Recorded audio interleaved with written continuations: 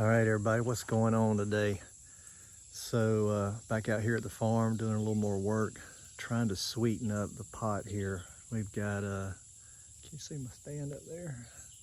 She's really hidden good, overlooking this clover field right here. Clover's doing pretty good in kind of an L-shaped little bare out here, but when we come in here to plant this fall, we're gonna take care of that. But today what I wanna do, I'm really big on mock scrapes, but if you walk around, other than possibly right here, but there's not a lot of ground underneath here to work with. So there is no place for me to put a mock scrape. I mean, none of these limbs hang out over the food plot far enough to hang a mock scrape. I mean, you can look down this edge right here, and I mean, it's not even close. Then you get on the Egyptian side, the other side of the Egyptian wheat, same scenario, but I don't have a stand over there. I'm trying to get the deer over here in bow range. And by splitting this food plot up, the hope is a buck over there on that side, he's gonna have to come over here to see if there's any does over here feeding. I've had to drive my tractor through here a couple of times, so I'm probably going to end up bush hogging that, and that'll be the cut through. And what I've already noticed is that the deer don't cross through that.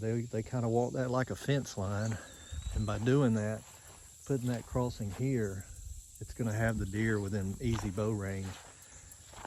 I'm also letting this right here grow up in natural vegetation. If you've seen the videos in the past, you've seen this. So this is going to be some more cover. It's breaking up this side of the food plot from this side. This will probably be planted in some brassicas this year. Same for that side.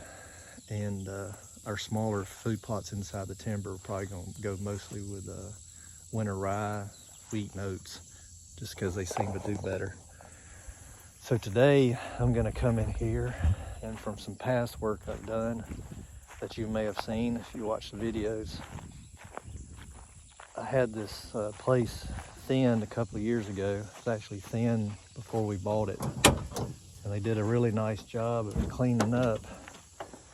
They left a pile of trees stacked up that I guess they forgot them, but in there was this dogwood, and it's probably about 12 feet tall.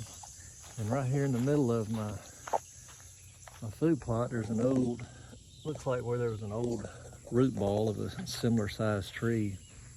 So I'm going to plant this in the ground, and I'm not going to do it today, but I'm going to put limbs on this old dogwood, and I'm going to get some beechwood limbs. That's what the deer like to scrape under here in this area, and I've got plenty of them back in there.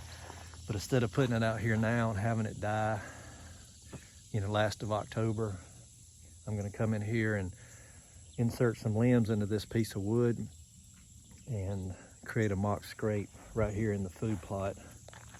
Easy 20-yard shot right here to my strong side, shooting side. So we'll see how it works out. I've never tried this. I know there's been some guys that have tried it in the past, and it's seemed to work out. I say I've never tried it. I tried it years ago, but I never hunted over it.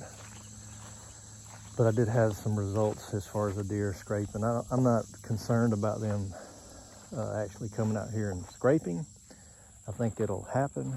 I just want to know if it's going to happen in daylight. So we'll put a camera on it once we get the limbs attached.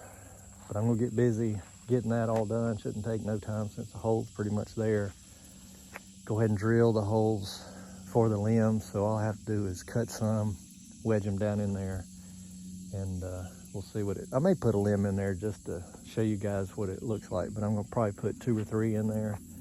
Put one out here, see if the deer may start hitting it. I can always change it out. So yeah, we may do that just to let you guys have a better opportunity to see what it looks like, finished product. So that's what we're doing today. What are you guys doing?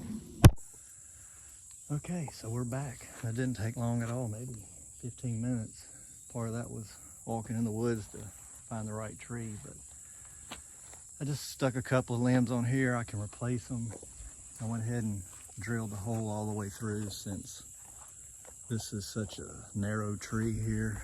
Plus I put some extras in there in case I want to maneuver it later and I don't have my drill with me. But you know, with the stand being right there, I prefer a buck to come in broadside here, hit this scrape, or if he comes in and centers this up, he's got his back to me while he's making a scrape here. And you know, I'm sure he's gonna quarter away from me at some point. So, but we'll put a camera on it and see what kind of use we get here kind of early. I'm not expecting a lot, but it doesn't hurt to just keep replacing the limbs instead of just letting them sit out here and die. I have plenty, so that's why I decided just to go ahead and put some out there so you can see what it looks like. Obviously I could put more limbs on there if I wanted to, and I may end up doing that, but right now we're just gonna see how that works. One thing I thought about doing was maybe putting a hickory limb up there, not necessarily a pine, but maybe a maple, and just see if there's a preference for what they like to scrape under. You guys know probably as well as I do, some trees they like better than others, and I've seen them scrape on these beech woods numerous times up here on my farm, so I know they like that.